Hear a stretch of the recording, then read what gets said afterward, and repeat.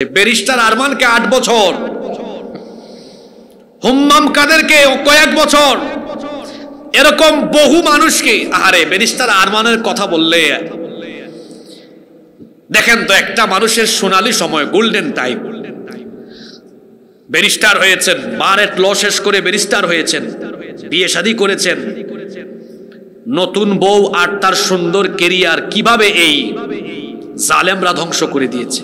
এটাকে বলা হয় মানুষের জীবনের গোল্ডেন টাইম। তার জীবনের সোনালী সময় কেড়ে নেওয়া হয়েছে।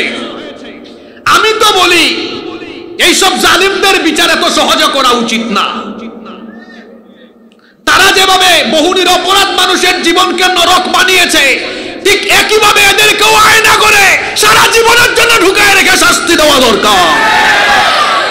এই আয়না ঘর হলো ফেসিবাদ, স্বৈরাচার আর জালিমদের তৈরি করা এক জঘন্য নরক, এক জঘন্য টর্চার সেল।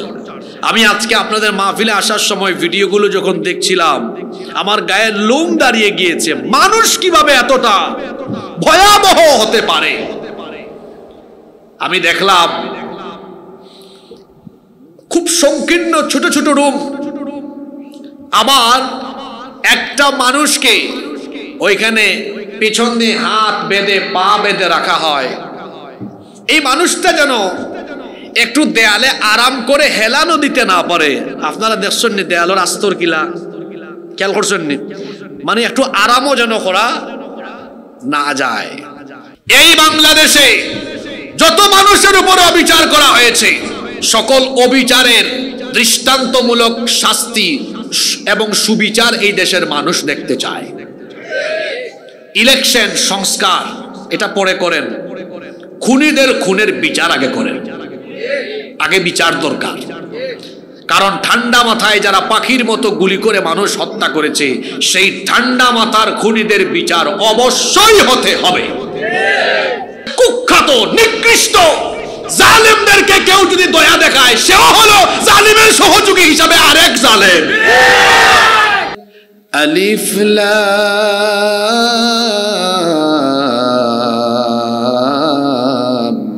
রা কিতাবুন আনজালনাহু ইলাইকা লিতুখরিজান নাসা মিনাল যুলুমাতি ইলান নূর। আল্লাহ তাআলা বলছেন, হে আমার হাবিব, আমি আপনার উপরে কিতাব নাজিল করেছি যাতে আপনি তমসাচ্ছন্ন নিকষ কালো অন্ধকারে পড়ে থাকা মানবতাকে আলোর পথে নিয়ে আসতে পারেন। প্রশ্ন হতে পারে, কিসের অন্ধকার? এই পৃথিবীতে মানুষ আল্লাহর দ্বীনের পথ বাদ দিয়ে যত পথ অনুসরণ করছে, সব পথ হলো অন্ধকার পথ। মানুষকে সেই কুফরির অন্ধকার পথ থেকে ঈমানের দিকে, দালালাত বা পথভ্রষ্টতা থেকে মানুষকে হিদায়াতের দিকে, এক কথায় মানুষকে জাহান্নামের পথ থেকে ফিরিয়ে জান্নাতের পথে নিয়ে আসার জন্য এই কোরআন যিনি নাজিল করেছেন তিনি কে? এই কোরআন এসেছে আপনাকে জান্নাতের আলোকিত পথ দেখাতে, কারণ এই কোরআনকে আল্লাহ নূর বানিয়েছেন, আলো বানিয়েছেন। সুবহানাল্লাহ। কোরআন হচ্ছে কোরআনের মূল নাম, কিন্তু কোরআন ছাড়াও কোরআনে কারীমের গুণবাচক অনেক নাম আছে, যেমন কারীম, মাজিদ, হাকিম, শিফা, হুদা, ফুরকান, এরকম 90টার বেশি গুণবাচক নাম আছে। তার মধ্যে কোরআনের একটা গুণবাচক নাম হলো নূর।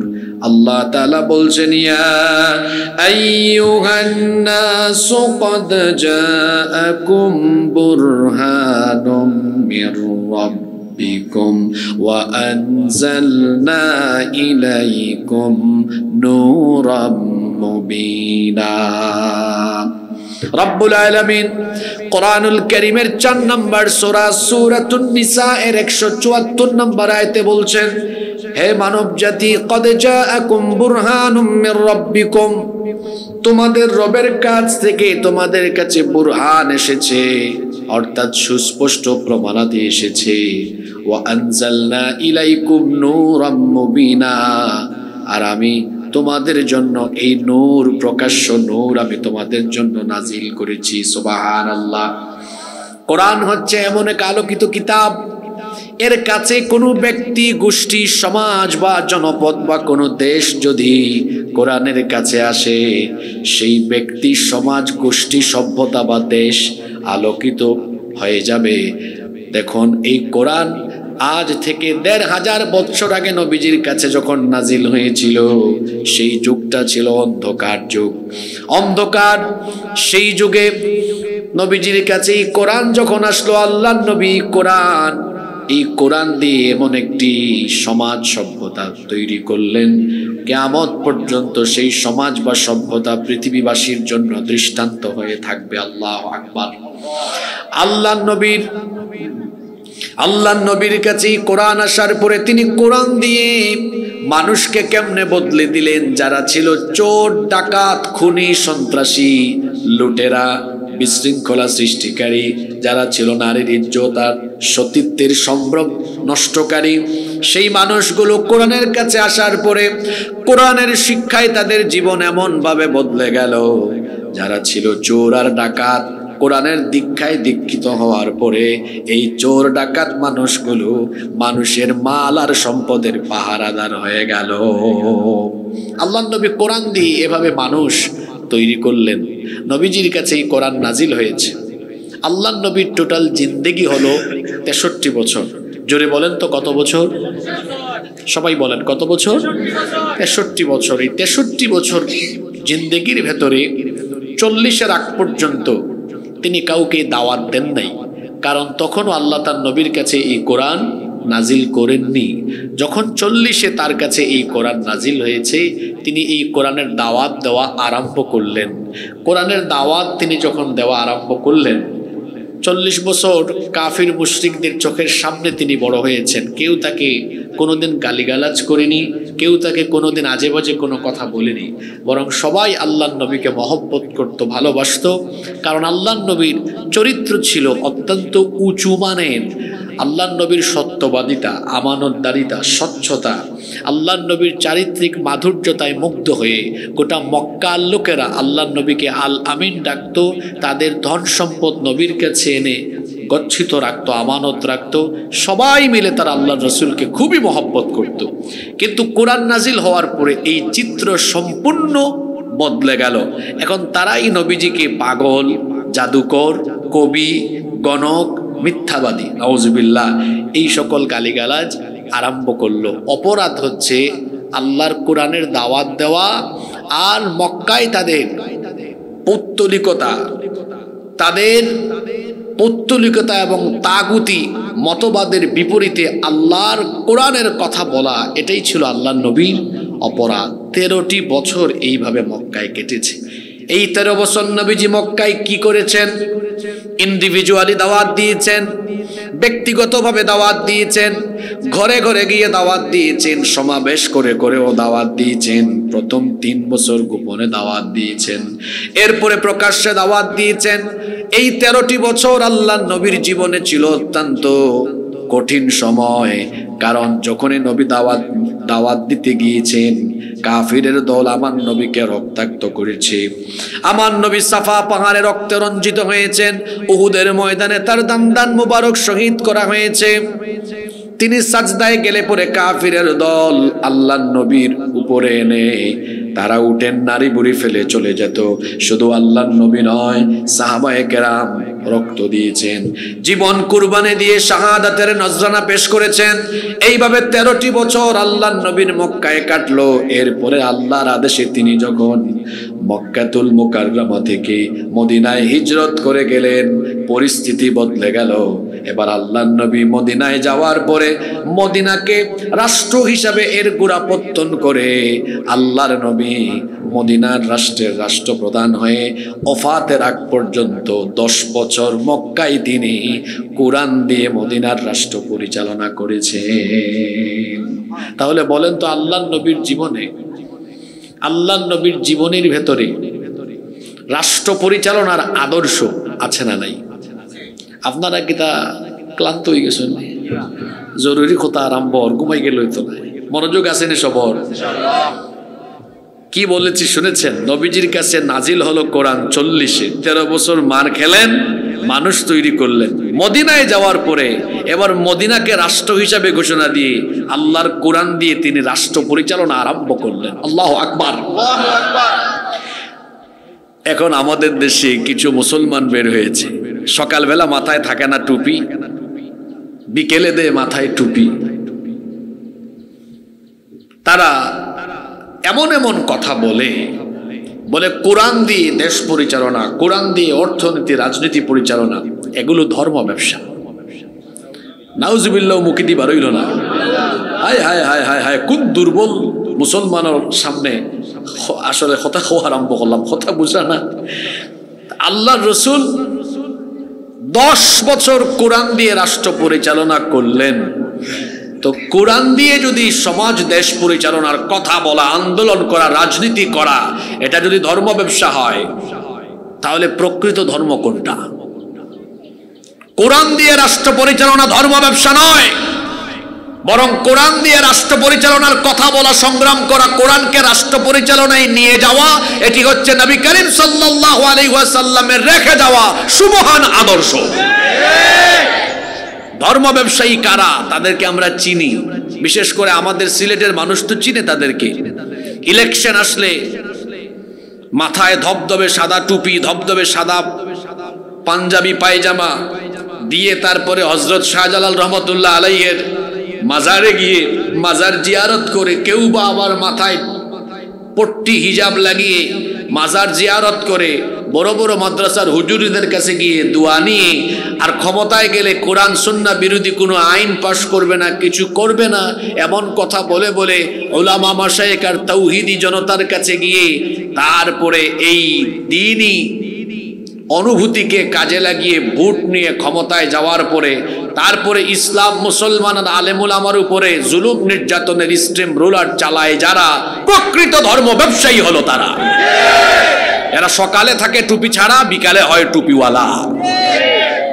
সম্মানিত ভাইয়েরা, সম্মানিত উপস্থিতি, কোরআন দিয়ে রাষ্ট্র পরিচালনা এটা ধর্ম ব্যবসা নয়, বরং কোরআন দিয়ে রাষ্ট্র পরিচালনা করা, এটি হচ্ছে নবী করিম সাল্লাল্লাহু আলাইহি ওয়াসাল্লামের সুন্নাতের প্রকৃত অনুসরণ। কারণ আমার নবী কি 10 বছর কোরআন দিয়ে মদিনার রাষ্ট্র পরিচালনা করেননি? অবশ্যই করেছেন। তো আমরা নবীজির উম্মত হিসাবে নবীজির এই পথ অনুসরণ করা, এটা কি আমাদের দায়িত্ব নয়? অবশ্যই দায়িত্ব। আমাদের সমাজে কিছু মুসলমান আছে, নামধারী মুসলমান, দেখা যায় তারা কোরআনকে সব জায়গায় মানতে রাজি, কিন্তু কোরআন দিয়ে সমাজ আর রাষ্ট্র পরিচালনায় তারা একমত হতে পারে না। আপনি এদেরকে খুব সুন্দর খুঁজে বের করতে পারবেন। পাশেই তো মসজিদ আছে, পরশুদিন জুমাবার, আপনাদের মসজিদের হুজুর যদি জুমার দিনে বলেন, সম্মানিত মুসল্লি বৃন্দ, আমরা আল্লাহর কোরআন দিয়ে আমাদের মসজিদ চালাতে চাই, সভাপতি, সেক্রেটারি, মুতাওয়াল্লি, কেশিয়ার, এমনকি এই এলাকার সকল মুসল্লি বলবে, হুজুর আমরা একমত, কোরআনের আইন দিয়ে আমাদের মসজিদ চলুক, কোনো আপত্তি নাই। হুজুর যদি খুশি হয়ে পরবর্তী পয়েন্টে বলেন যে আল্লাহর আইনে, কোরআনের আইনে মসজিদ চলবে, সে আল্লাহর আইনে সমাজ চলবে, দেশ চলবে, আল্লাহর কসম করে বললাম, হুজুর এই কথা বলার পরেই দেখবেন কিছু মুসলমানের চেহারা কালো হয়ে যাবে, আর হুজুরের পিছনে লেগে হুজুরের চাকরি খাওয়ার জন্য উঠে পড়ে লেগে যাবে। ই কিতাব সব আশ্চর্য ব্যাপার। তোরা আগে তাই কোরআন দি মসজিদ চলুক, বড় খুশি হইয়া আব্দুল্লাহ হুজুর একমত আমরা, আর বাদে কোরআন দি সমাজ চলুক, দেশ চলুক, মুখ সেরা খালা যাচ্ছি হুজুরে কি যাত রাজনীতি শিখছেন, আছে না নেই? মেসাবে কি যাত রাজনীতি শিখছেন? তো রাজনীতি কি কারো বাপদাদার সম্পদ নাকি যে আপনি শুধু রাজনীতির কথা বলবেন? শুধু রাজনীতি নয়, আপনার সমাজের একেবারে নিম্ন পর্যায় থেকে নিয়ে উচ্চ পর্যায় পর্যন্ত কিভাবে চলবে তা একজন আলেম কোরআন সুন্নাহর আলোকে কথা বলার অধিকার রাখেন। আর রাজনীতি কি শুধু আপনার বাপদাদার সম্পদ যে আপনি রাজনীতি করবেন? আপনি যদি আপনার নেতা নেত্রীর আদর্শের রাজনীতি করতে পারেন তো একজন আলেম আল্লাহ আর রাসূলের বিধান অনুযায়ী রাষ্ট্র পরিচালনার কথা, আল্লাহর জমিন পরিচালনার কথা তিনি বলতেই পারেন। আল্লাহর গোলাম হিসাবে এটা তার অধিকার। এই অধিকার আপনি খর্ব করতে পারেন না, কারণ জমিন বানিয়েছেন কে? জমিন বানিয়েছেন আল্লাহ। আর এখানে হুকুম চলবে বুঝি আল্লাহর বাইরে শয়তান আর তাগুতের? আলা লাহুল খালকু ওয়াল আমর, সৃষ্টি যার, আইন হুকুম বিধান চলবে। যারা নিজেদের ব্যক্তি জীবনের বাহিরে সমাজ, রাষ্ট্র এবং আল্লাহর জমিন আল্লাহর বিধান অনুযায়ী পরিচালনা এটা যারা চায় না, এরা মুমিন হতে পারে না, এরা হলো মুনাফিক। আল্লাহ তাআলা এদের ব্যাপারে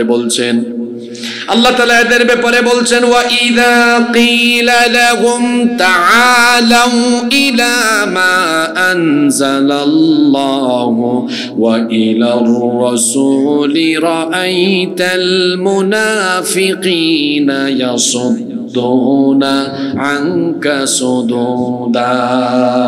কোরআনে কারীমের 4 নম্বর সূরা সূরাতুন নিসা এর 61 নম্বর আয়াতে আল্লাহ তাআলা বলছেন, আর যখন এদেরকে বলা হয় ফিরে আসো আল্লাহ যা নাজিল করেছেন আল্লাহর বিধান আর রাসূলের তরিকার দিকে, রাআইতাল মুনাফিকিনা ইয়াসুদ্দুনা আনকা সুদুদা, হে নবী আপনি দেখবেন মুনাফিকদেরকে আল্লাহর বিধানের কথা রাসূলের তরিকার কথা বলা হলে তখন তারা পাশ কাটিয়ে চলে যায়। তারা এমন ব্যবসা প্রতিষ্ঠান উদ্বোধন করে, অথচ সুদের টাকা ঘুষের টাকা দিয়ে তারা ব্যবসা প্রতিষ্ঠান উদ্বোধন করে। পার্লামেন্টের অধিবেশন আরম্ভ হওয়ার আগে কোরআন থেকে তেলাওয়াত হয়, কোরআন তেলাওয়াতের মাধ্যমে পার্লামেন্ট আরম্ভ হয়, আবার সেই পার্লামেন্টেই 15-20 মিনিট পরে কোরআন বিরোধী আইন পাশ হয়। এইভাবে করে কোরআনকে তিলাওয়াতে আর খতমে সীমাবদ্ধ রেখে জায়গায় জায়গায় কোরআন বিরোধী কাজ করে। আর কাজগুলো দেখার পরেও নীরব থাকে যারা ইমানদার নয়, ইমানদার নামের খাঁটি মুনাফিক হলো তারা। এই কোরআন জীবনের সব জায়গায় মানতে হবে, কারণ এই কোরআন এটি এমন এক কিতাব, এটা হচ্ছে কমপ্লিট কোড অফ লাইফ, পূর্ণাঙ্গ জীবন বিধান। আপনার জীবনে যা দরকার সবই কোরআনের ভেতরে আছে না নাই? আছে। এজন্য আল্লাহর নবী ব্যক্তি থেকে রাষ্ট্র পর্যন্ত এই কোরআন নিয়ে গিয়েছেন আর আমাদের জন্য দৃষ্টান্ত রেখে গিয়েছেন।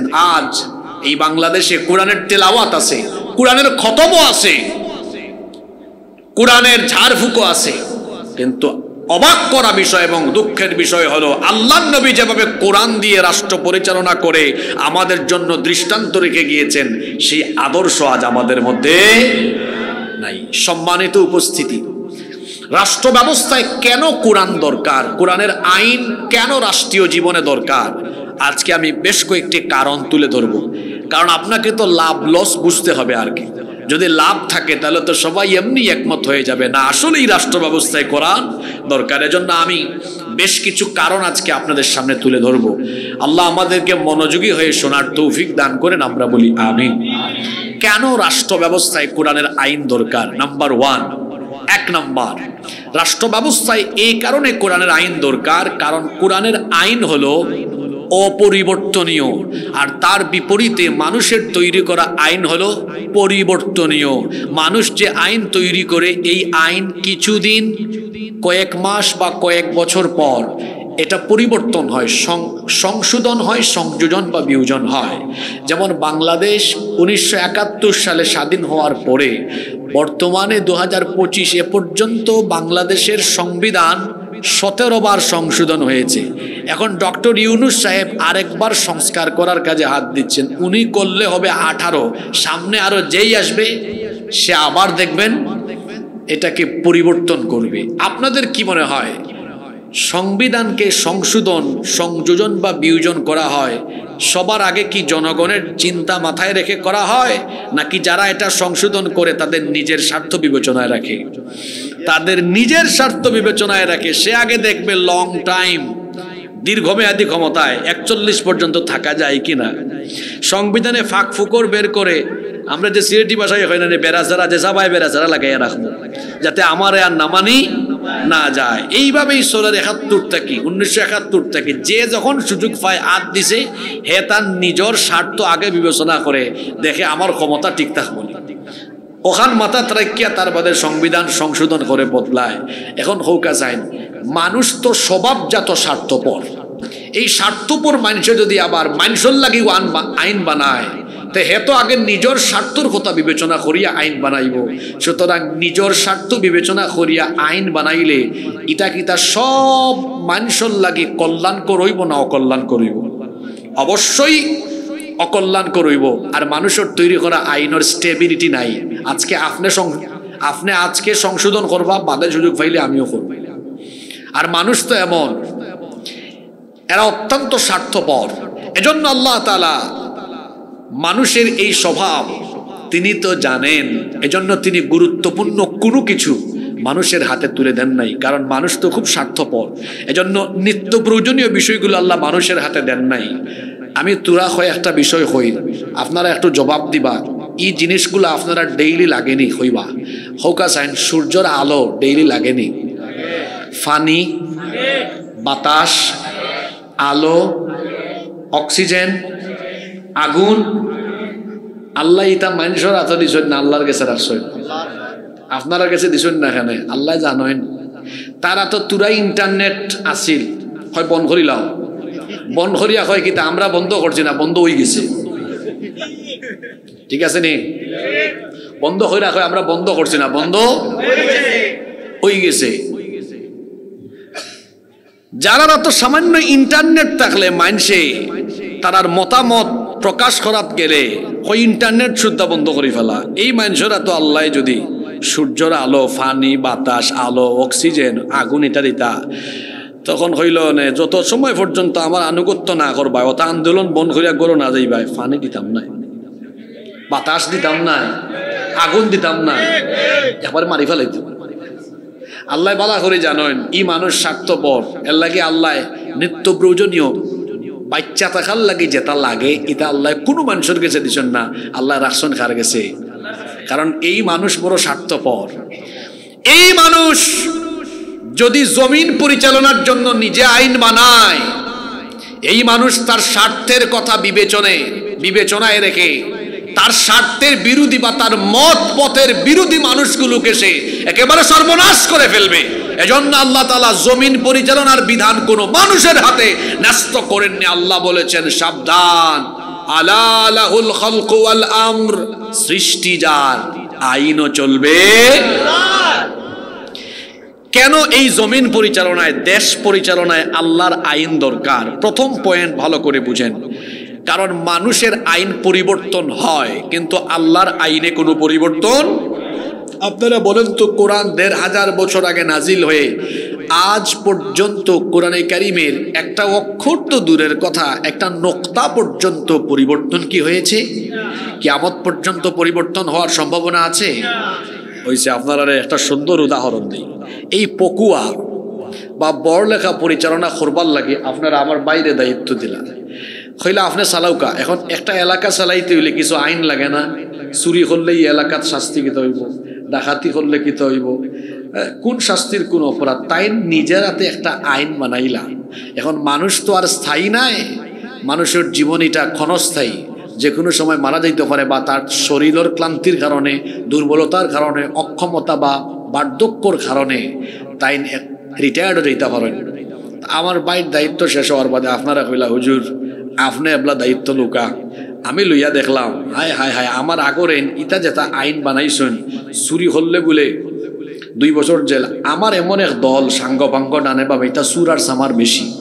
আমি কইলাম না, এই সংবিধান এখানে ফালছিলতাম জনগণের স্বার্থে। আমি আপনারা ফার্ম দিলাম জনগণের, আসলে আপনারা স্বার্থে না, আমার নিজের স্বার্থে। আমি তো কেন হইলাম না আমার স্বার্থে, জেনে হইলাম না, এখানে একটু চেঞ্জ করা দরকার। বাদে আমি কিতা করলাম, আমার দলের আশপাশ মানুষের ঠিক রাখবার লাগে আর আমার নিজের ক্ষমতারে বালা করে ফাঁকাভুক্ত করার লাগে আমি আরম্ভ করলাম সংশোধন করা।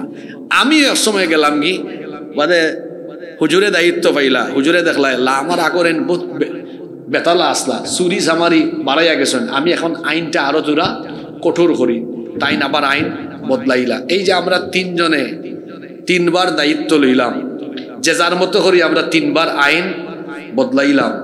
এখন যদি আমরা আইন না করিয়া আপনারা যদি তানরে ফয়লাও হইতা আপনি সালাও কা, কিন্তু নিজে কোনটা আইন বানাইতে পারতা নাই। আমার কাছে আইনের কিতাব আছে, ও নৌকা আল্লাহর কোরআন, ওখান দিয়ে সপ্তাহ ফয়সালা করবা।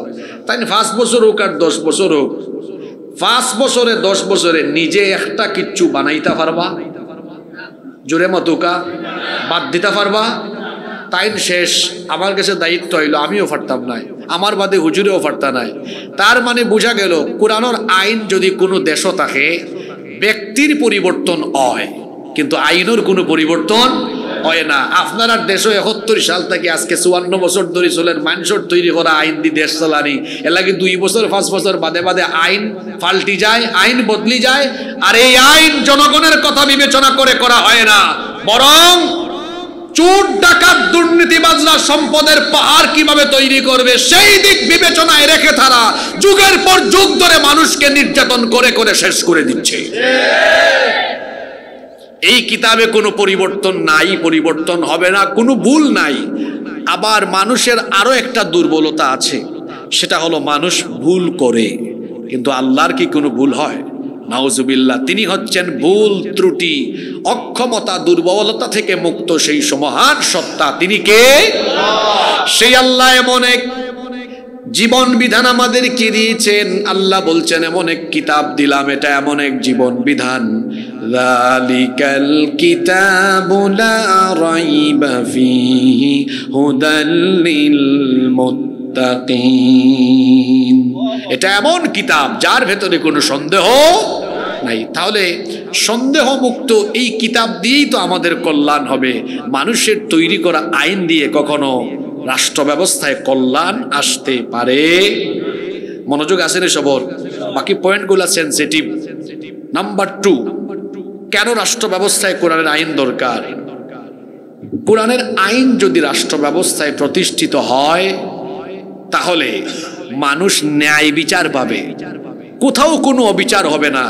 কারণ কোরআন সুবিচারের পক্ষে না অবিচারের পক্ষে?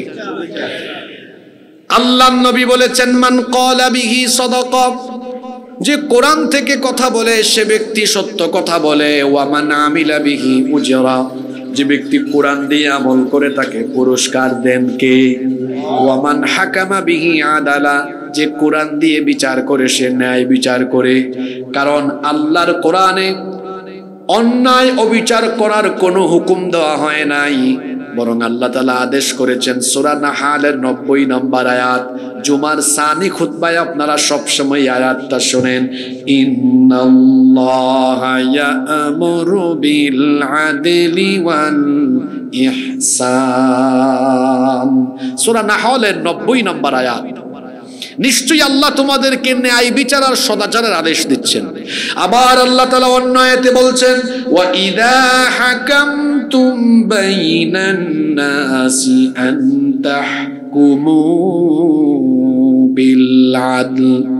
কোরআনে কারীমের 4 নম্বর সূরা সূরাতুন নিসা এর 58 নম্বর আয়াতের মধ্যখানে আল্লাহ বলেছেন, আর আপনি যখন মানুষের মধ্যে ন্যায় বিচার করবেন, হে নবী, তখন আপনি মানুষের মধ্যে ন্যায় বিচার করবেন। আল্লাহর কোরআন দিয়ে কোনো সমাজ বা রাষ্ট্র পরিচালনা হলে সেই সমাজ বা রাষ্ট্রে কিভাবে ন্যায় বিচার কায়েম হয় একটা ঘটনা শোনেন। ঘটনাটা বলবো। আল্লাহর নবীর আদালতে একবার মাখজুমিয়া গোত্রের কুরাইশি একজন নারী, তাকে আদালতে তোলা হলো। এই নারীর অপরাধ ছিল তিনি চুরি করেছেন, সম্ভ্রান্ত বংশের নারী। এই নারীকে যখন আদালতে ওঠানো হলো তখন গোটা মদিনায় সাহাবায়ে কেরাম আলোচনা আরম্ভ করেছেন। একটা নামি দামি সম্ভ্রান্ত বংশের নারী, তিনি চুরি করে ধরা পড়েছেন। এখন যদি আল্লাহর নবী বিচার করতে গিয়ে কোরআন দিয়ে রায় দেন, হাত যদি কেটে ফেলেন, তাহলে ওই বংশের কোনো মান সম্মান ইজ্জত থাকবে না। সাহাবায়ে কেরাম চিন্তা করছেন, কেউ একজন যদি আল্লাহর নবীর কাছে সুপারিশ নিয়ে যেত, নবীজি যেন এই সম্ভ্রান্ত বংশের নারীকে বংশের দিক বিবেচনা করে রায় একটু হালকা করে দেন। কিন্তু কোন সাহাবী যাবেন, কারো সাহস হয় না। অবশেষে সাহাবায়ে কেরাম হযরতে উসামা ইবনে যায়েদ রাদিয়াল্লাহু আনহুকে বললেন, হে আমাদের ভাই উসামা, আল্লাহর নবী তোমাকে বড় পছন্দ করেন, তিনি তোমাকে ভালোবাসেন, তুমি নবীজির কাছে এই সুপারিশ নিয়ে যাও। হযরতে উসামা ইবনে যায়েদ রাদিয়াল্লাহু আনহু নবীজির কাছে এই সুপারিশ তিনি যখন নিয়ে গেলেন, আল্লাহর নবী এই কথা শোনা মাত্রই অবস্থা এমন হলো, আসমান যেন আমার নবীর মাথায় ভেঙে পড়ার উপক্রম হয়ে গেল। আল্লাহর নবী সাহাবীদেরকে ডাকলেন, ডেকে বললেন, আমার সাহাবীরা, এত বড় দুঃসাহস কি করে তোমাদের হলো? আল্লাহর বিধানের বিরুদ্ধে তোমরা আমাকে যাওয়ার জন্য সুপারিশ করলে, এত বড় স্পর্ধা, এত বড় সাহস তোমাদের কেমনে হলো? সাহাবীরা, শুধুমাত্র নামি দামি বংশের মহিলা হওয়ার কারণে তার বিচারের রায় হালকা করার জন্য তোমরা সুপারিশ করলে। আমার সাহাবীরা শোনো, আজকে আদালতের কাঠগড়ায় এই নারী না হয়ে, এই সম্ভ্রান্ত বংশের মহিলা না হয়ে যদি আমার নিজের কলিজার টুকরা মেয়ে ফাতেমাও হতো, আমি বিচার করতে গিয়ে আমার মেয়ের দিকে তাকায়া আমার মেয়ে বলে আমি তার প্রতি কোনো ধরনের দয়া মায়া দেখাতাম না, বরং আমি তার চুরির অপরাধ প্রমাণিত হয়ে গেলে আমি হাত কাটার রায় দিয়ে জল্লাদের হাতেও দায়িত্ব দিতাম না, পাপ হয়ে আমার নিজের মেয়ের হাত আমি নিজেই কেটে ফেলে দিতাম। আল্লাহু আকবার। এটা হইল কুরআনের বিচারর নমুনা। আর যে সমাজ, যে দেশ কুরআনের আইন থাকে না, এই সমাজ নেতার আশেপাশের সামসাও হলে চুরি চামারি দুর্নীতি হলেও কোনো অসুবিধা নাই। নেতা সাহেব ফোন দিবা, এই ওসি হারে দর্শক বাটা তাড়াতাড়ি ঝাড়ি গো আমার লোক। ঠিক আছে নি কথা? মানুষের তৈরি করা আইন থাকলে যে সুশাসন প্রতিষ্ঠা হয় না। আপনারা বালা করে বুঝাই, কিছুদিন আগেই তো তিনি পালিয়ে যাওয়ার আগে বলেছিলেন, আমার বাসার দারোয়ান ছিল, সরি আমার পিয়ন ছিল কত কোটি টাকার মালিক। বাকিরা জানেন না, না জানলে পালাও জানিলেও কা পিয়ন ওরে এখন আফসোস করা, হায় রে হায়, লন্ডন কিদার লাগে গেলাম, কোনো পিয়নের চাকরি লইলে ভালো হইল। পিয়ন ছিল কত কোটি টাকার মালিক, 400 কোটি টাকার মালিক, আবার কি ছাড়া চলাফেরা করে না। আপনি এই কথা রাষ্ট্রপ্রধান হিসাবে বলায়, তখন তো রাষ্ট্রপ্রধান ছিলেন আপনি, বৈধ হোক আর অবৈধ হোক, রাষ্ট্রপ্রধান হিসাবে বলে আপনি এই কথা প্রমাণ করেছেন আপনি আপনার ডানে বামে চোর ডাকাত লালন পালন করেছেন। মানুষের তৈরি করা আইন যে সমাজে বা দেশে থাকে, সেখানে সুবিচার কখনো কায়েম হয় না। দেখা যায় বিচারের নামে অবিচার করে নিরপরাধ মানুষকে অপরাধী বানায় রাখা হয়। আজকে ডক্টর ইউনূস সাহেব সকালবেলা গিয়েছেন আয়নাঘর পরিদর্শনে, জানেন না আপনারা আবার আয়নাঘরের নাম হই না বাপ্পা না, যে এটা এমন এক ঘর সাইড বাইদি আয়না, এর লাগে এটার নাম আয়না। এই আয়নাঘর হলো ফেসিবাদ, স্বৈরাচার আর জালিমদের তৈরি করা এক জঘন্য নরক, এক জঘন্য টর্চার সেল। আমি আজকে আপনাদের মাহফিলে আসার সময় ভিডিওগুলো যখন দেখছিলাম, আমার গায়ের লোম দাঁড়িয়ে গিয়েছে। মানুষ কিভাবে এতটা ভয়াবহ হতে পারে? আমি দেখলাম খুব সংকীর্ণ ছোট ছোট রুম, আবার একটা মানুষকে ওইখানে পিছন দিয়ে হাত বেঁধে পা বেঁধে রাখা হয়। এই মানুষটা যেন একটু দেয়ালে আরাম করে হেলানো দিতে না পারে। আপনারা দেখছেন নি দেয়ালের আস্তর কিলা, খেয়াল করছেন নি? মানে একটু আরামও যেন করা না যায়। তারপরে এই যে দুই উপদেষ্টা ছাত্র, যারা ছাত্রদের প্রতিনিধি, আসিফ মাহমুদ আর নাহিদ ইসলাম, তারা দুজন গিয়েছে, বলেছে আমাদেরকে 4-5 দিন এখানে রাখা হয়েছে। এদেরকে তো 4-5 দিন রাখা হয়েছে, ব্যারিস্টার আরমানকে 8 বছর,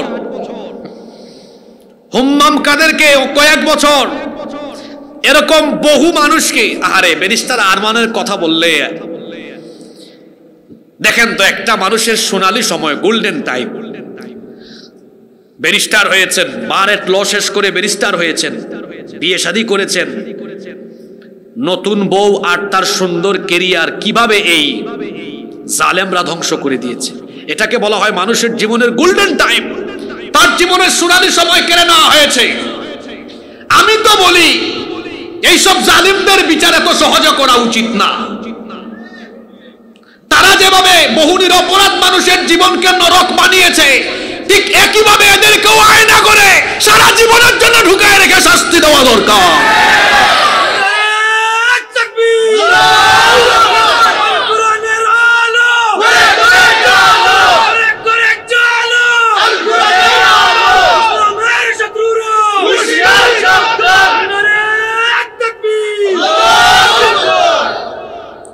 তাদের বানানো আয়না ঘরে তাদেরকেই ঢুকায় রাখা দরকার। আর আপনি যদি কইন হুজুর আপনারা আলেম মানুষ, তোরা একটু সুন্দর করে হইতাম, মানুষের জন্য একটু মাহফুফ করেন, হাফ একটা দরিয়া বাদে কইলা সারি দো, হাফ সারি দো, সারিয়া দেখবো আইয়া কিতা করে, দরিয়া আদর দিব না কিতা আপনারে কিতা করব।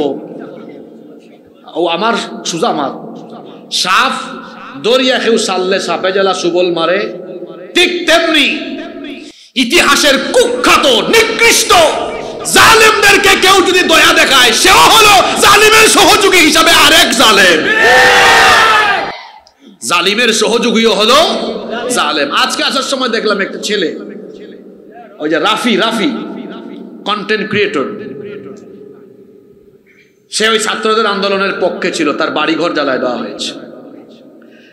ছাত্ররা কিছুদিন আগে বিক্ষুব্ধ ছাত্ররা যেটা করেছে এটার জন্য তাদের দায়। ছাত্রদের বিরুদ্ধে আপনি আরেক দেশ থেকে উস্কানি মারবেন, কম বয়সী পোলা পাইন, রক্ত গরম তো, যদিও আমরা তাদেরকে এগুলাতে উৎসাহিত করি না, আমরা বরঞ্চ বলি আইন নিজের হাতে তুলে নেওয়া উচিত নয়। কিন্তু রক্ত গরম ইতা ফয়ন্তরি উস্কাই দিলে ও কাছে আমি তো যুবক বলা হয়, ই যে বয়স, ই বয়স হইলো এমন, বেশি উল্টা পাল্টা করলে যুবক তোর রক্ত এত গরম।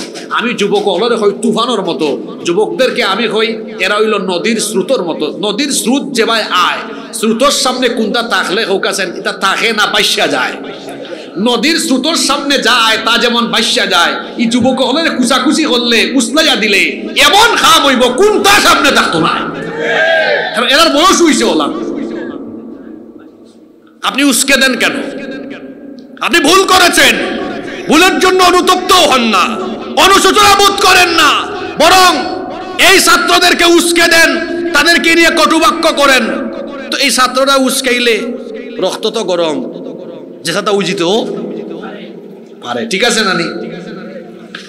আর এইসব বুলডুজার ছাত্রদেরকে শিখানো হয়েছে। বলবেন কিভাবে শেখানো হয়েছে? সেই 2009, 10, 11, 12 সালে সাতক্ষীরাকে বুলডুজার দিয়ে বহু মানুষের ঘর বাড়িকে মাটির সাথে মিশায় দেওয়া হয়েছে। যারা জানেন না তারা জানিলি বা ইতিহাস এমন, আপনি যা করবেন ইতিহাস আপনাকে ফিরাইয়া দিবে। কিন্তু আমরা এগুলা সমর্থন করি না। আমি বারবার হইলাম আমরা এটা সমর্থন করি না, কিন্তু আপনি বারবার খালি কুচাই নাইয়া। এক সিংহ ঘটনা একটা মনে পড়ছে, হইতাম নি, এক সিংহ ঘুমাইতেছে। এখন এই সিংহ ঘুমর মাঝে আছে, একজন আইয়া খালি তারে খুচাখুচি করেন খানোর মাঝে, হোকাছেন তার ঘুম ভাঙলে হে উঠতে আদর দিব না কিন্তু। যুবক কখনো হইল সিংহের মতো, এরা সাহসী, এরা তেজোদ্দীপ্ত, তারা ঠান্ডা হয়ে গেছে না হোকাছেন 5 তারিখের বাদে ঠান্ডা হয়ে গেছে না। আপনি আন্তাজি কে খুচাই খানে, কুচাইলে তো আগেও হইলাম এরা সিংহ, এরা যে কোনো সময় উত্তপ্ত হয়ে যেত পারে। প্রধান উপদেষ্টা ডক্টর ইউনূস একই কথা বলেছেন যে এগুলো উস্কানির ফলাফল। কিন্তু আমি এরপরেও ছাত্রদেরকে বলবো তোমরা থেমে যাও। সম্মানিত উপস্থিতি, আমি বলছিলাম যেখানে কোরআনের আইন থাকে না সেখানে সুবিচার হয় না। আপনাদের কি মনে হয় আল্লামা সাঈদীর প্রতি সুবিচার করা হয়েছে না অবিচার করা হয়েছে? সুবিচার করা হয়েছে না অবিচার করা হয়েছে? জেলখানায় তাকে চিকিৎসার নামে হত্যা করা হয়েছে। এই বাংলাদেশে এই হত্যার বিচার অবশ্যই করা হবে। সম্মানিত ভাইয়েরা, সম্মানিত উপস্থিতি, আমি সরকারকে বলবো এটা তদন্ত আবার আরম্ভ করেন। তিনি কি স্বাভাবিকভাবে ইন্তেকাল করেছেন না তাকে হত্যা করা হয়েছে, এটা জাতির সামনে ক্লিয়ার হওয়া দরকার। শুধু তাই নয়, এই বাংলাদেশে যত মানুষের উপর অবিচার করা হয়েছে সকল অবিচারের দৃষ্টান্তমূলক শাস্তি এবং সুবিচার এই দেশের মানুষ দেখতে চায়। ইলেকশন সংস্কার এটা পরে করেন, খুনিদের খুনের বিচার আগে করেন, আগে বিচার দরকার। কারণ ঠান্ডা মাথায় যারা পাখির মতো গুলি করে মানুষ হত্যা করেছে, সেই ঠান্ডা মাথার খুনিদের বিচার অবশ্যই হতে হবে। কোরআনের আইন দিয়ে যেখানে বিচার হয় না, বিচারের নামে অবিচার হয়, বিচারের নামে নাটক হয়। আপনারা এগুলো জানেন। বহু আলেম উলামাকে বাড়ি থেকে, বাসা থেকে, অফিস থেকে, মাদ্রাসা থেকে ধরে নিয়ে তারপরে তাদের সামনে ককটেল অস্ত্রশস্ত্র রেখে বলে জঙ্গি ধরা হয়েছে। এরকম অবিচার কি করা হয় নাই? জোরে বলেন, করা হয় নাই? আহারে, কত আলেম ওলামা নির্যাতিত, নিপীড়িত হয়েছেন। গভীর রাতে জেলখানার অন্ধকার প্রকোষ্ঠে আলেমদের ফেলা চোখের পানিগুলো অভিশাপ হয়ে তোমাদের উপর বর্ষিত হয়ে আজ তোমাদের উপরেই গজব এসেছে। সম্মানিত ভাইয়েরা, বলছিলাম ন্যায় বিচার নিশ্চিত করার জন্য কোরআনের আইনের দরকার। কারণ কোরআনের আইন দিয়ে সমাজ বা দেশ চললে সেখানে মানুষের উপর কোনো অবিচার হবে। নাম্বার 3, রাষ্ট্র ব্যবস্থায় এজন্য কোরআনের আইন দরকার। যদি কোরআনের আইন রাষ্ট্র ব্যবস্থায় না থাকে, তাহলে কোরআনুল কারীমের শত শত আয়াত কিতাবের পৃষ্ঠার ভিতরে বন্দী থাকবে, তার আর বাস্তবায়ন হবে না। আপনারা বলেন তো, এই কিতাব কোরআন কি শুধু তিলাওয়াতের জন্য এসেছে? জুরে মাতুকা, খালি তিলাওয়াতর লাগেনি, সবিনা ফরবার খতম দিবার কারণে নেই, বরং প্রতিটা আয়াতর বাস্তব আমল দরকার আছে না নাই? আচ্ছা, তে আমারে হোক আছেন ওয়াসারিকু ওয়াসারিকাতু ফাকতাউ আইদিয়াহুমা, তিলাওয়াত করছেন, চোর বেটা হোক আর বেটি হোক, অপরাধ প্রমাণ হইলে আর খাটো। আল্লাহ কিতা ও আয়াত দিছেন বড়লেখার মানুষ দুম খালি ও আয়াত ওখান তিলাওয়াত করার সোয়াব না, অক্ষরে অক্ষরে 10, খালি ও তিলাওয়াত করবার লাগে আর অক্ষরে অক্ষরে 10 নাকি নেওয়ার লাগে কিতা ও আয়াত ওখান আল্লাহ নাজিল করছেন। জুরে মাতুকা। তাইলে এই শাস্তি প্রয়োগ করার দায়িত্ব ব্যক্তি না সরকারের? মাতুন না কেন আপনারা? তাইলে বুঝা গেল আল্লাহ কোরআন শরীফে এমন এমন বহুত আয়াত দিচ্ছেন যে আয়াত এটা রাষ্ট্রীয়ভাবে সরকারে কিতা করব, প্রয়োগ করব। বলান একটা আয়াত নেই, আরো আছে। সূরা নূর পড়বা, জিনার শাস্তি আছে না নেই? কোরআন শরীফও আছে। মুরতাদ, তার শাস্তি কিতা? মৃত্যুদণ্ড। আপনি মৃত্যুদণ্ড দিতা নি না, খে দিত? সরকারে দিত, ইসলামী সরকার। তাইলে এইভাবে কোরআন শত শত আয়াত আছে। যদি রাষ্ট্র ব্যবস্থা এই কোরআন রে নেওয়া না হয়, দেশ চালাইবার লাগে, তাইলে দেখা যাইব কোরআনের এই শত শত আয়াত ইকসান কিতাবর পৃষ্ঠার ভিতরে বন্দি, ইকসান তোর কোনো বাস্তবায়ন হইতো না। এখন আপনারা আমারে হোকা এইরকম শত শত আয়াত আল্লাহ কোরআন শরীফও দিছেন তিলাওয়াতর লাগি না ইকসান রাষ্ট্রীয়ভাবে বাস্তবায়নের লাগি? এর লাগি তো রসুলে কিতা করছেন, রাষ্ট্রীয়ভাবে বাস্তবায়ন করবার লাগি 10 বছর আল্লাহর কোরআন দি দেশ চালাইয়া আমরার লাগি দৃষ্টান্ত রাখিয়া গেছেন। সুবহানাল্লাহ। তাহলে 3 নাম্বার পয়েন্ট, রাষ্ট্র ব্যবস্থায় কেন কোরআন দরকার? যদি রাষ্ট্র ব্যবস্থায় কোরআনের আইন প্রতিষ্ঠা না হয়, তাহলে শত শত আয়াত কিতাবের পৃষ্ঠায় বন্দী হয়ে যাবে, এর কোনো বাস্তবায়ন হবে না। নাম্বার 4 নাম্বার, কেন রাষ্ট্র ব্যবস্থায় কোরআনের আইন দরকার? রাষ্ট্র ব্যবস্থায় যদি কোরআনের আইন প্রতিষ্ঠা হয়ে যায়, তাহলে সকল মানুষ তার অধিকার পাবে। সকল মানুষ তার কি পাবে? অধিকার পাবে।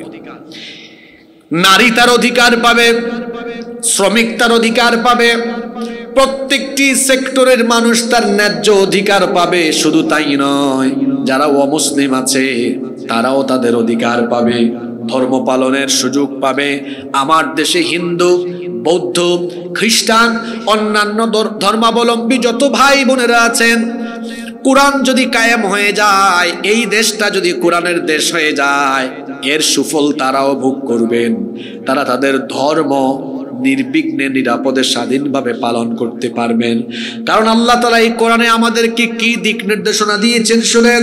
লা ইয়ানহাকুমুল্লাহু আনিল্লাযীনা লাম ইউকাতিলুকুম ফিদ্দীনি ওয়া লাম ইউখরিজুকুম মিন দিয়ারিকুম আন তাবাররুহুম ওয়া তুকসিতু ইলাইহিম ইন্নাল্লাহা ইউহিব্বুল মুকসিতিন।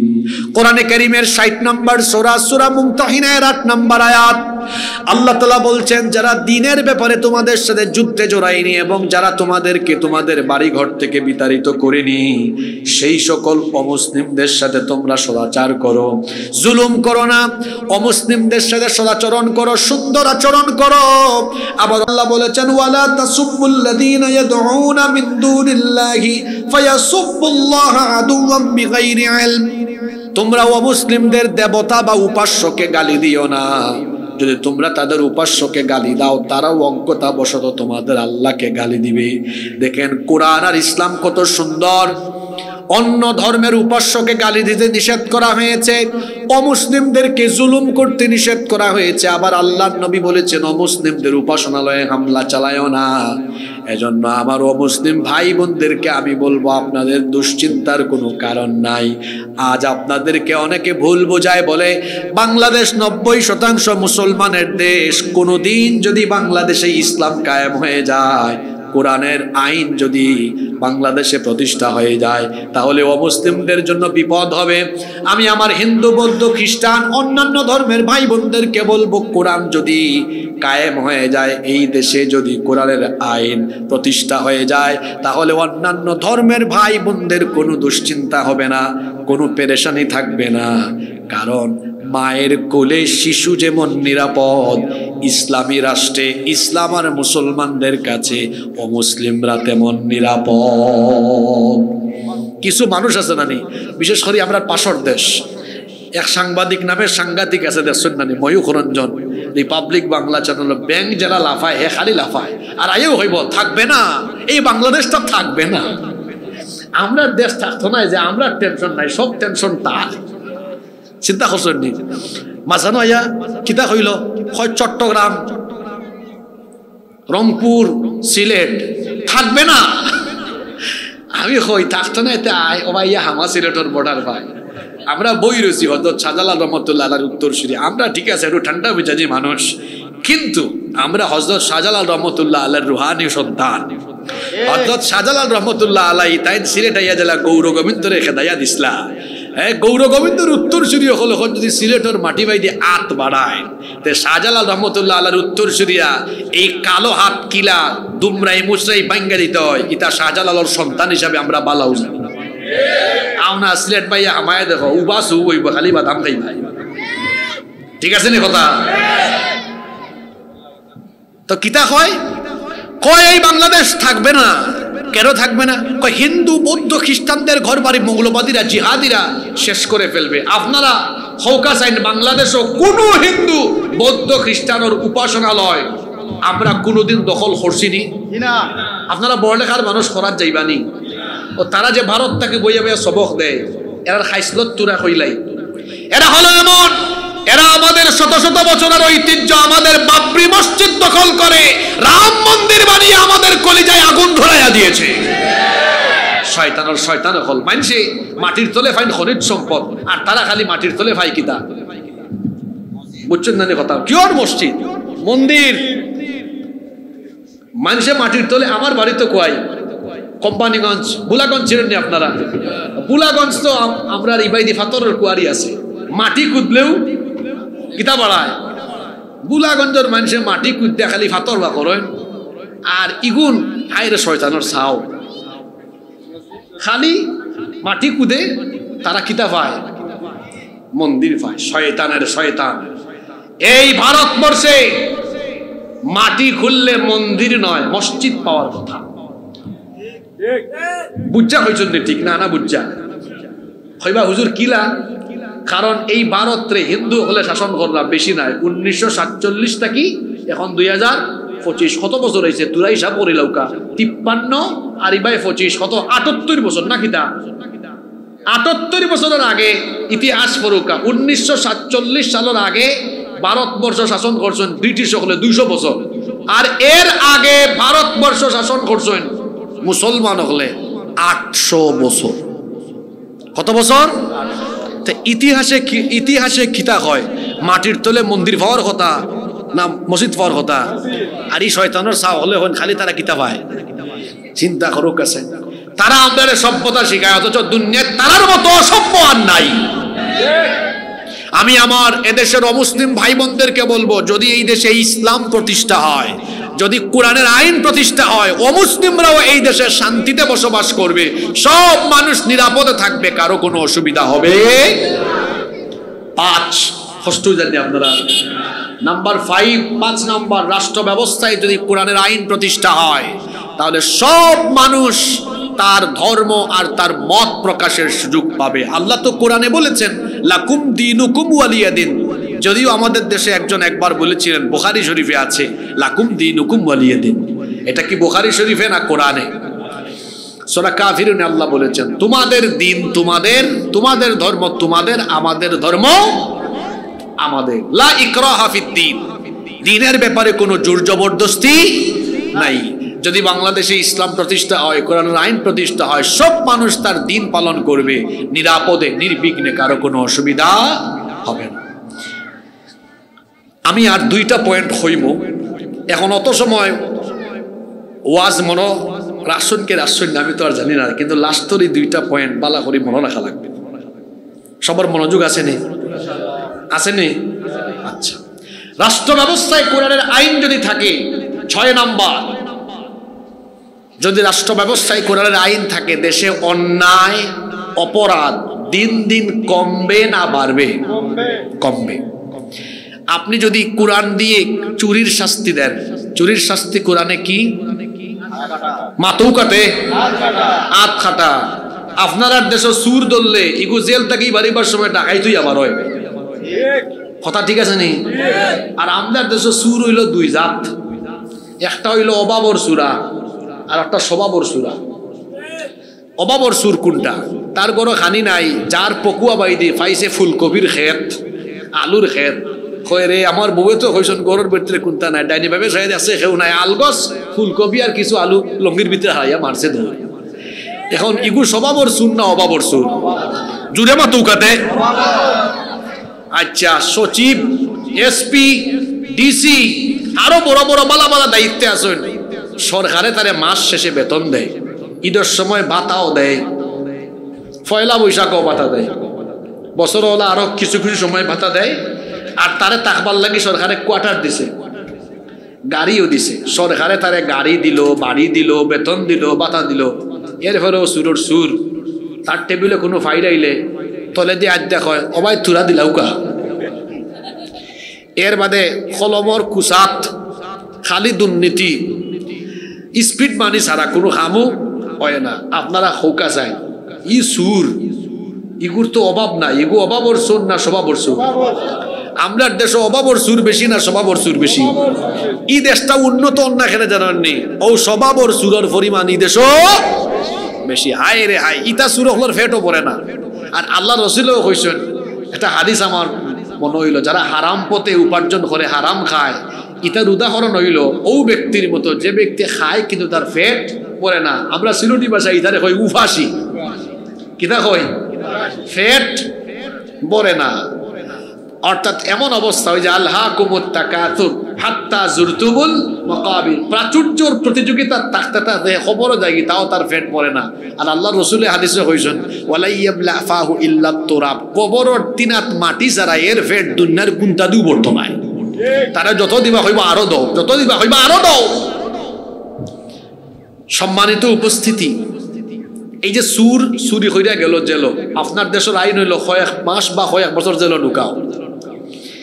ইটা যখন দেখে মানছে চুরিটা কি সরিয়া থাকে না, বরং দেখা যায় আদালত চত্বর প্রিজন বেনে উঠার সময় বড় বড় চুর হলে আরো আদ দিয়ে ওলা দেয়, দেখছেন না নি? আবার এত চুরি করছে হত্যাকাণ্ড, দেখছেন না নি? উঠবার সময় হয় চুপ থাকার দিন শেষ, রুখে দাঁড়াও বাংলাদেশ, খন না নি? হায় রে হায়, এটা হইল গিয়ে আর কোরআনের আইনের অভাব। আপনি কোরআনের আইন দিয়া একটা চুরির বিচার করুক, আমার ভাই সাউকাবালা করি, আল্লাহর কথা অনুকা। একজন চুর দরিয়া প্রকাশ্যে তার শাস্তি হিসাবে আট খাটুকা। আপনার কিতা মনে হয় একবার আট খাটা দেখলে হে চুরির যাইবার আগে বারবার বারবার কবি আল্লাহ আমারও তো আট খাটা হয়ে যাব। এক বিচার কোরআন দি করার বাদে দেখবা আপনার দেশে অভাবর আর স্বভাবর যত চুর আছেন সব একবারে তারল লাগান সাবুদ হয়ে যাবা। ঠিক আছে না কথা? ওলা ডাকাতি, বিভিন্ন ধরনের অন্যায় অপরাধ, সব অন্যায় অপরাধের শাস্তি যদি কোরআনের আইন দি বাংলাদেশে দেওয়া আরম্ভ হয়, আপনারা হৌকা চাইন ই দেশও অন্যায় কমব না বাড়বো? জুড়ে হৌকা। তো অন্যায় কমলে তো সব কোরআনের পক্ষে থাকার কথা না কিতা? তো এর বাদেও কিছু মানুষ কোরআনের পক্ষে থাকে না কেন? আমার কাছে উত্তর আছে, কারণ কোরআনের আইন প্রতিষ্ঠা হইলে এত রাজনীতিও করে তার পেটল লাগে, চুরি ডাকাতি করে, আঙ্গুল ফুল্লা খোলা গাছ।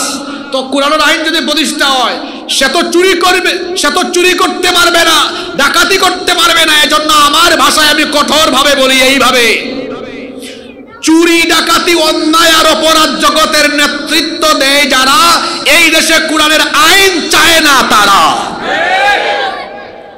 ওইসে বহুত ওয়াজ হচ্ছেন, এখন শেষ পয়েন্ট হইলে আপনারা উঠবা, কিন্তু এই পয়েন্টটা খুবই গুরুত্বপূর্ণ। মনোযোগ আছে না সবর? আপনি যত ওয়াজ করুকা আর যত কোরআন দি দেশ চালাইবার কথা হোকা, মনে রাখবা মানুষের ফেট শান্তি না করতে পারলে আপনি মুখ দিয়া মানুষের শান্তি করতে পারতা নাই না কিতা? আপনার ফেট শান্তি বতুরা বাদে অপেক্ষা করুকা, প্রধান অতিথি আইবা, কথা বুঝছেন নি কিতা কইছি? প্রধান অতিথি আছে না নেই? আমি আইবার সময় মাইকর ঘোষণা শুনছি, আমার বাদে খুব গুরুত্বপূর্ণ জিনিস আছে। আচ্ছা, যত ওয়াজ হরৌকা আর যত আপনার মানুষের কোরআনের আইন প্রতিষ্ঠা হইলে লাভ হইব, বুঝাউকা মানুষের আসলে ফেট পরানি দরকার। এর লাগে আল্লাহ কি সুন্দর ফর্মুলা দিচ্ছেন, এই কোরআনের আইন যদি প্রতিষ্ঠা হয়, আমার ভাই চাউকা ওখান তো সবচেয়ে গুরুত্বপূর্ণ ওয়াজ জার্গি, যদি এই দেশ কোরআনের আইন প্রতিষ্ঠা হয় আপনারা এত লাভবান হইবা, এই দেশ একজন গরিব মানুষ টুকাইয়া কয়েক বছর পরে আর পাওয়াও যেত নাই। সুবহানাল্লাহ কইতা নাই? কইবা হুজুর ই কোন আশ্চর্য কথা আপনি কইলা। হ্যাঁ, কোরআনের দেওয়া যাকাতর ফর্মুলা যদি প্রতিষ্ঠা করা হয়, আল্লাহ তো সূরা হজ কইছেন যে মুমিনদের ক্ষমতা দিলে আল্লাযীনা ইম্মাক্কান্নাহুম ফিল আরদি আকামুস সালাতা ওয়া আতাউজ যাকাতা ওয়া আমারু বিল মা'রুফি ওয়া নাহাউ আনিল মুনকার। আমি মুমিনদের ক্ষমতা দিলে তারা এক নম্বরে নামাজ কায়েম করবা, দুই নম্বরে যাকাত আদায় করবা। যাকাত আল্লাহ এমন এক ফর্মুলা দিছেন, এই ফর্মুলারে আমরা যদি সঠিকভাবে মেনটেন করি, এই দেশ গরিব মানুষ থাকতো না। দয়া করে সেই অমনোযোগী হইবা না, যারা করে দিও বাই থাকছেন আপনারা অনুকা। আমরার দেশের শতকরা 100% মুসলমানের মাঝে 99 জন মুসলমানের যাকাত আদায় হয় না। কথা না শুনলে আবার হইলাম, আমরার দেশের শতকরা 100 জন মুসলমানের মাঝে 99 জনেরও যাকাত আদায় হয় না। আপনি কইবা হুজুরি কিতা কইলা 99 রন না? হ্যাঁ অন না, কারণ মনে রাখবা যাকাতর খাত হইল নির্ধারিত, 8 খাতে যাকাত দেওয়া লাগে। আর যাকাত আর সাধারণ দান 1 লাখ নাই। মনে করুক এই মহফিল আইয়া কেউ 5,000 টাকা দিলা দান, আর যাকাতর যে সিস্টেম, এই দুইটা সিস্টেম 1 লাখ নাই। যাকাত এটা খালি দান নাই, বরং যাকাতর উদ্দেশ্য হইল গরিব মানুষের গরিবী হালত দূর করা, বেকার হল যারার বেকারত্ব আছে এর বেকারত্ব দূর করিয়া তারার খাজর ব্যবস্থা করিয়া দেওয়া, এবং গরিব মানুষের গরিবী হালত দূর করিয়া তারার ফেট বরানির ব্যবস্থা করার উদ্দেশ্য হইছে যাকাত। সুবহানাল্লাহ। আপনার দেশের মানুষ কিতা করেন? হিসাব নিকাশও নাই সম্পদর, অনুমান কইরা কইবা মনে হয় অত টাকা হইতে পারে যাকাত।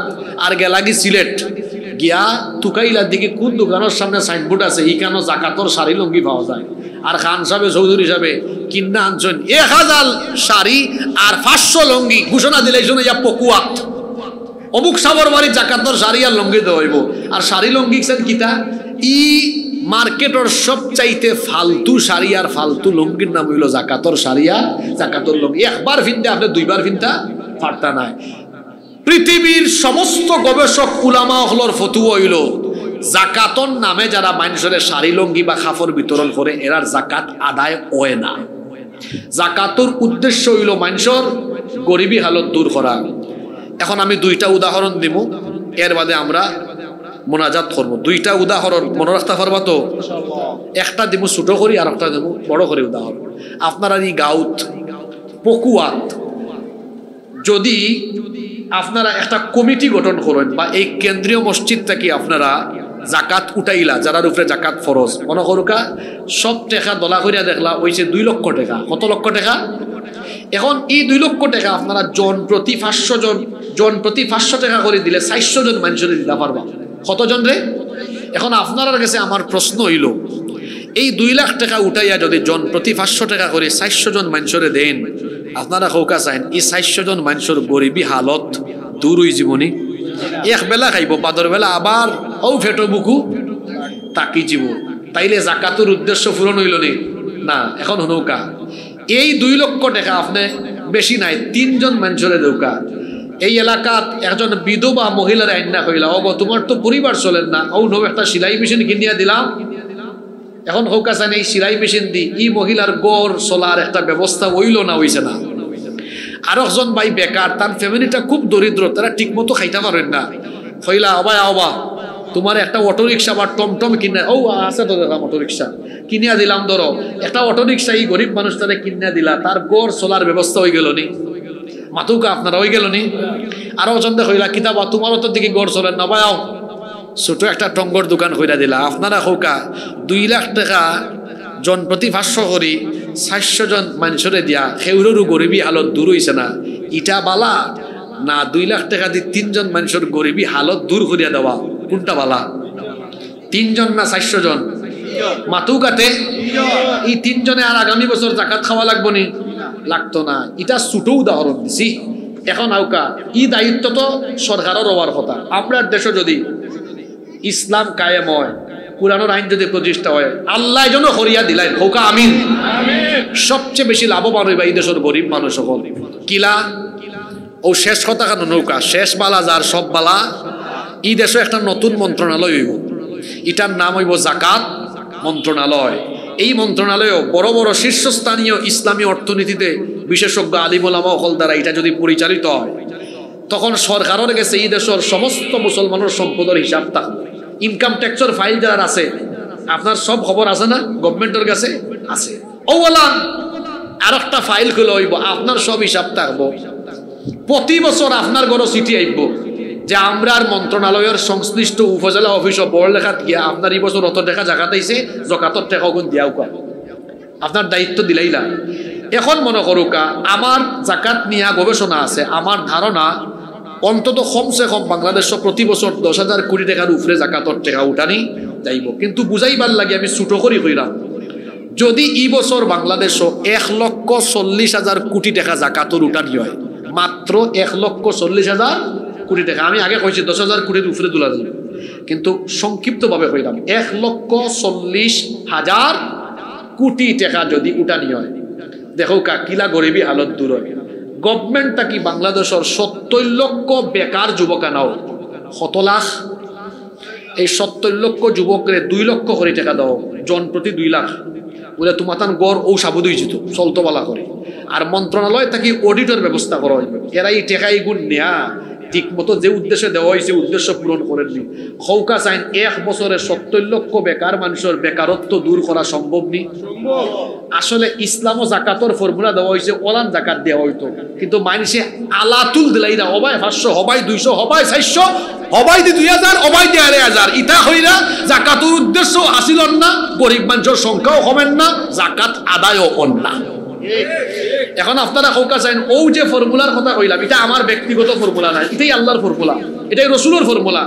এই ফর্মুলাটা যদি বাংলাদেশও প্রতিষ্ঠা হয়ে যায়, আপনারা হৌকা চাইন বুঝা শূন্য 10-12 বছর বাদে বাংলাদেশও আর এগু গরিব মানুষ পাওয়া দিবনি।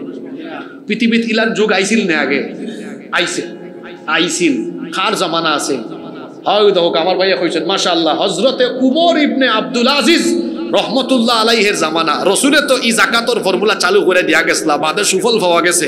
ওমর ইবনে আব্দুল আজিজ রহমতুল্লাহ আলাইহির জামানাত মাইনসে জাকাতর টেকা লইয়া রাস্তায় রাস্তায় গুড়িয়া গুড়িয়া ফেরেশার হইছেন, গাম বার হইছে, গাম বাইয়া বাইয়া পড়ছে, কুয়াই কোনো মানুষ পাওয়া যায়নি, খানো একটু মানুষ পাওয়া যায়নি, দেখি না একটু জাকাতর টেকা গুণ দেওয়া যায়নি। এরা ঘুরাইতে ঘুরাইতে ঘুরাইতে ঘুরাইতে গাম বার হইছে, হেরান হয়ে গেছেন, বেফানা ফেরেশান হয়ে গেছেন।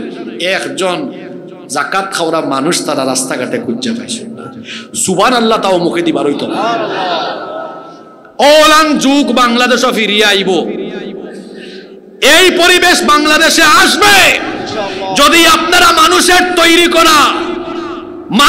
তৈরি করা আদর্শের মুখে লাথি দিয়ে এই আদর্শকে, এই আইনকে যদি আপনারা বঙ্গোপসাগরে নিক্ষেপ করে যদি কোরআনকে পার্লামেন্টে বঙ্গভবনে ঢুকাতে পারেন, 10 বছর পরে বাংলাদেশে একজন গরিব মানুষ পাওয়া যাবে না ইনশাআল্লাহ। এখন শেষ কথা হইয়া শেষ করিলাই ওয়াজ। আজ কইবা হুজুর আজকে আপনি 1 ঘন্টা ওয়াজ করলা খালি পার্লামেন্টও কোরআন নেওয়ার লাগি, খেনেই 1 ঘন্টা খালি এই বিষয়ে ওয়াজ করলা।